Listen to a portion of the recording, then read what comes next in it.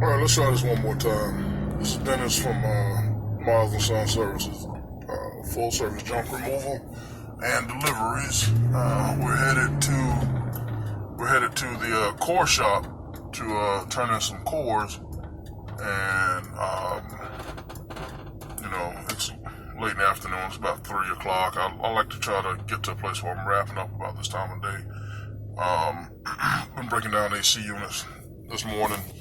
I still got a few I got to break down, but it's getting late in the day.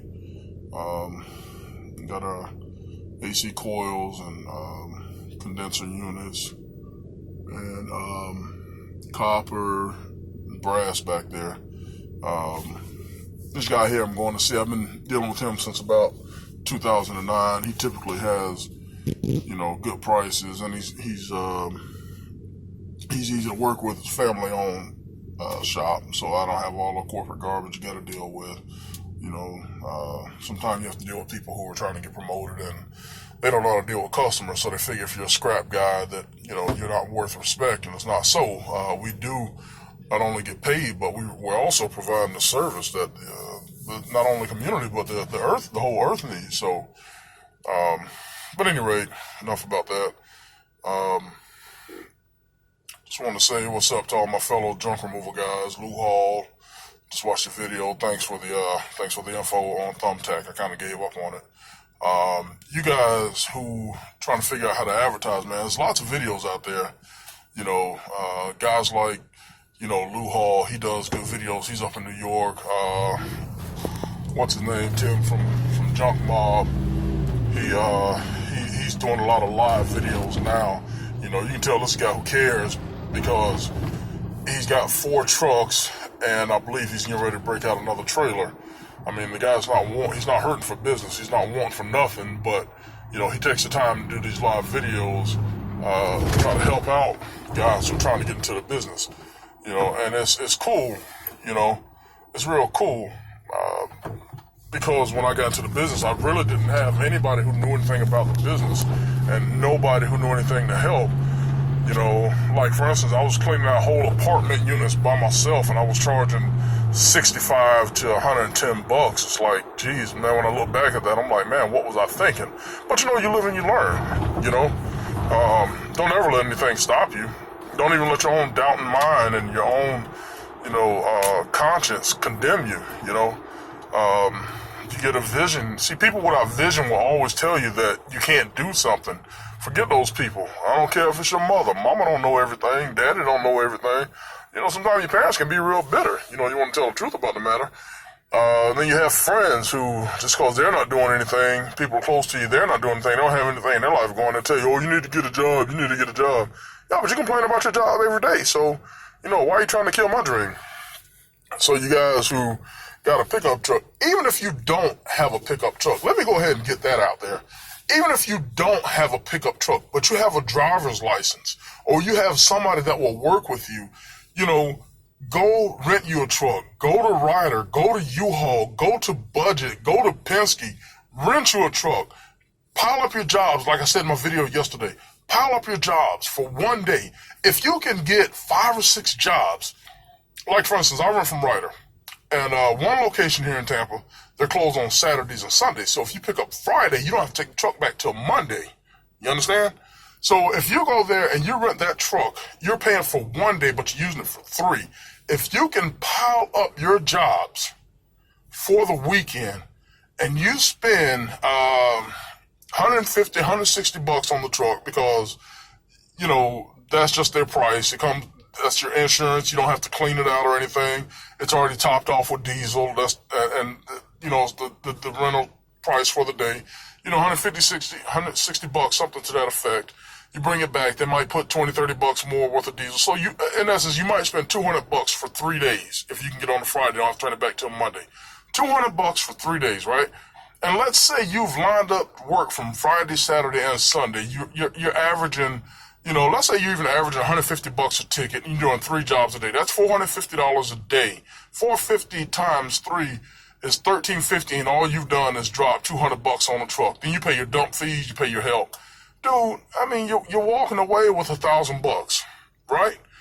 Do that 3 or 4 weekends. Take that $1,000. You got $4,000 you just made in a month. Can you put that down on a used truck?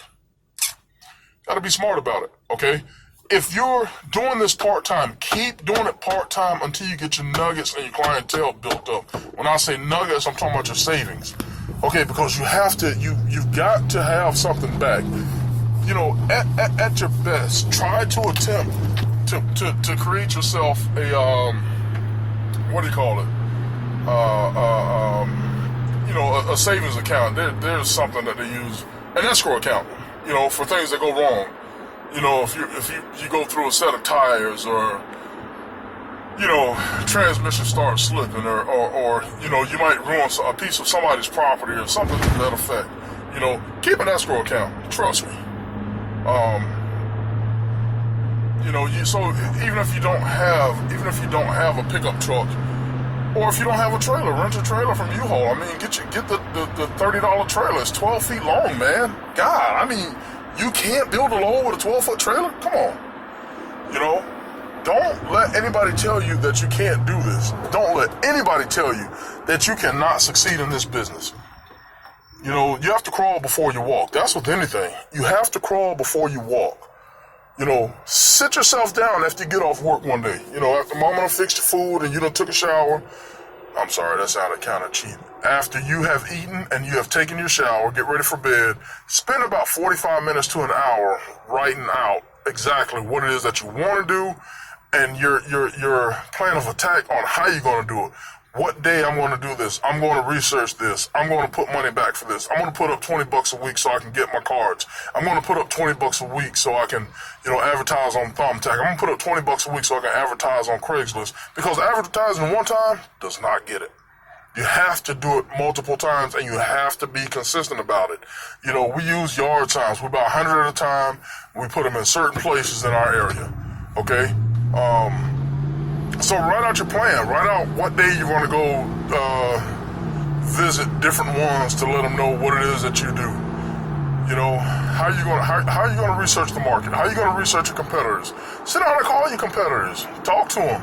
Or you can ask somebody else to call them, which I get a lot of from, you know, these little young women. They'll call you, pretend like they need a service, and you ask them what they got.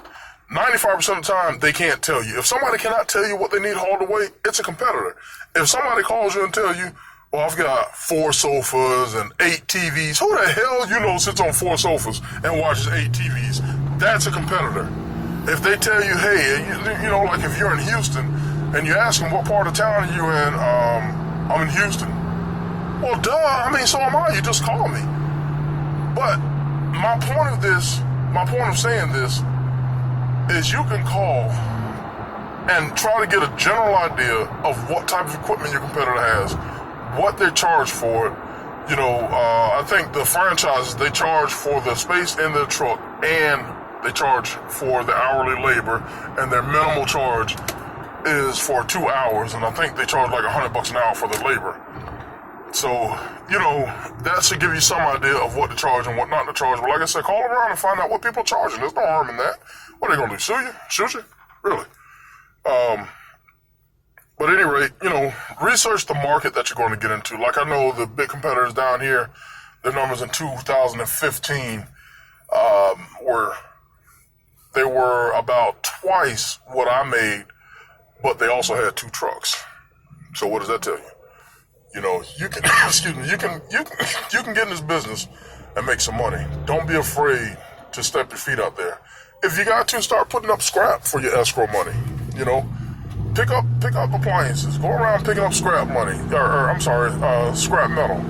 Put it to the side. Hold on to it for about a month, and then turn it all in and see how far that gets you. Pick up refrigerators and dishwashers and washers and dryers and take the motors off. And you know, I'll do a scrapping video one day, but take the motors off, take the wires off, you know, and turn all that stuff in at one time. Take the copper and the aluminum, you know, coils off. Turn all that stuff in at one time, and then start working your way towards the equipment that you want to get.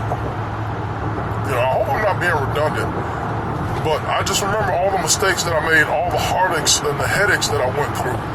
You know, and one important thing, God, please keep a tank full of gas, because you never know when you have to get up and go.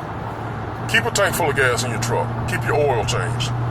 You know, don't make the same silly mistakes I did, just taking a truck and just riding it into the ground, you know. But there's money to be made. People need the service. You know, some people will insult you about your prices because they don't have the money, they can't afford it, but they're just too damn cheap. But excuse me, just remember, like I told you, even if you don't have a pickup truck, get started in this business. If you can't partner up with somebody, now don't expect your partner to be on the same page you're on. Sometimes when using people's equipment, you gotta kind of eat shit, you know. But just don't quit, don't give up. You know, rent a U-Haul for whatever you can. It's cheaper during the week, but like I said, you can make more money on the weekend, so you probably overlook the cost of the U-Haul truck. Rider's about 19-20 cents a mile. It's like I said, it's $150, $160, but it's 19 cents a mile. U-Haul is like the big truck's $40, but it's like damn $1 a mile.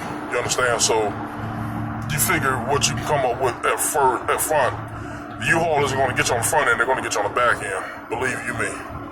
But take the time to line up your jobs, man, and do whatever you can to try to make contacts. All right, guys, don't get discouraged. You're gonna have some good times. You're gonna have some bad times, but don't give away your work. You know, people will tell you, "Oh, well, it's only this much to dump." Yeah, but you're not picking up stuff for free just to pay a par dump fee. You know, nobody works just to break even. I don't know what kind of work they do, but you know, don't let that stop you either. You know, sometimes you feel like, man, nobody wants my service. Yeah, there's somebody's out there that wants your service. Somebody out there will pay for you. Like I said, 2 weekends ago, I did a shed tear down. Shed was probably about 30 by 40. Hurricane Irma had knocked it down this past summer. It was metal, tin, you know, it was tin and wood, and it's just a big old mess. So we had to go in there and finish completely tearing it up. You know, we tore it up. We stacked it in piles. All the trash that had to go, we put that in another pile. So I had a pile of tin, a pile of wood, and a pile of trash. You know, did it in 2 days. Only reason we did it in 2 days because we got a late start and the sun caught up with us, and we also had to work around my client's work schedule. So we did it, I would say maybe a total of 8 hours, and the cost was $1,200. So people will pay you what you want. People will pay you what they need to pay you so they can get done what they need to get done. Okay? But you know, we're gonna be doing more videos. We're gonna do some live shots, and hopefully we can continue to pass on some knowledge and be a help to somebody. Nick, thanks for liking my videos, man. Thanks for watching and paying attention. You know, and I'm hoping that I'm helping you. I'm hoping the videos aren't too long. I know they're getting a little bit longer. Each video's getting a little bit longer, but I'm starting to really remember the things that I want to talk to you about. But you know, Nick, just keep plugging away at it, man, and it's gonna work out, buddy. All right. This is Dennis with Miles and Son Services.